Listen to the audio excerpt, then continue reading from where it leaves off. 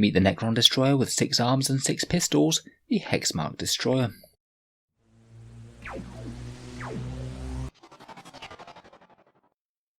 Hello and welcome back to Auspex Tactics, where we're talking about some good news for the forces of the Necrons today. We now finally have a good look at the sneaky assassin-like character that we saw skulking in the back of a previous army shot, and we know quite a bit about his rules already.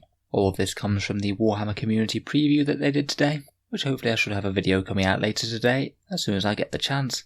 I thought we'd talk about taking a special look at this guy, as he is some of the biggest news for Warhammer 40k from the preview. It's nice to see another potentially quite powerful Necron unit.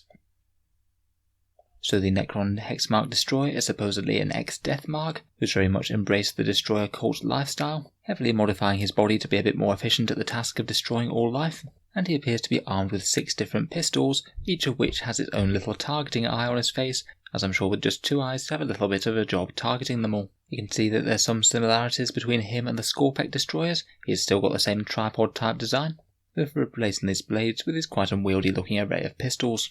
They've confirmed that he is a character model, you can't take units of him, and he is an elite's choice for Codex Necrons, which is probably a good thing seeing as the HQ slot can be a little bit more crowded in 9th edition. From what they were saying on the preview, it sounds like he's going to be an absolute infantry murderer, perhaps not too dissimilar in playstyle from the Genestealer cult Kellamorph, who generally has the job of popping up from the middle of nowhere and then just unloading an insane amount of firepower into nearby enemy infantry and characters. They did confirm a few of his stats. He has a ballistic skill of 2+, and those pistols are strength 6 and have at least some AP. If I had to guess, I'd probably say that they're likely to be AP-1, as the Warhammer community article refers to them as Enmitic Disintegrators, and we know at least one Enmitic weapon that the Auspex Lord has, the Enmitic Annihilator, which is strength 6 and AP-1. He has some sort of special rule that allows him to fire again for every model that he kills in the shooting phase, which does kind of nudge him more towards the role of being an infantry killer rather than a character killer. As if you're just targeting one model with that, then you aren't going to get any additional shots. As he's a destroyer, he'll be getting that hardwired for destruction special rule, which allows him to reroll 1s, so basically he's almost guaranteed to hit with all of his shots. He could potentially have a little bit of a synergy as well with the Auspex Lord. If he jumped down next to him, he could get reroll 1s to wound as well, as he gives that aura to all destroyers, which means you're pretty much guaranteed to get a decent amount of wounds stacked on any enemy infantry units.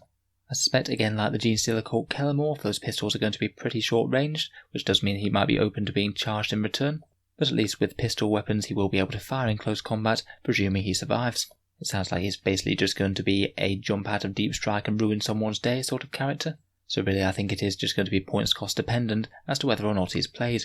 Basically, if he's cheap enough just to jump down and wipe out more than his points cost, or at least just kill something that's vital enough to the opponent's battle plans that it helps swing you the game, then he's going to see play. If he's just costed a little bit too much, then he isn't going to.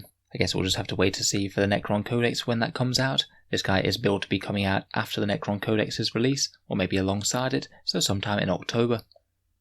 In any case, it's pretty nice to get a good look at another new Necron model, particularly one that looks like he'll be fun and interesting to play in-game. So let me know what you think of him down in the comments below. Feel free to subscribe to the channel if you want to see the next videos. I'll hopefully get one out on the new Warhammer 40k expansions very shortly.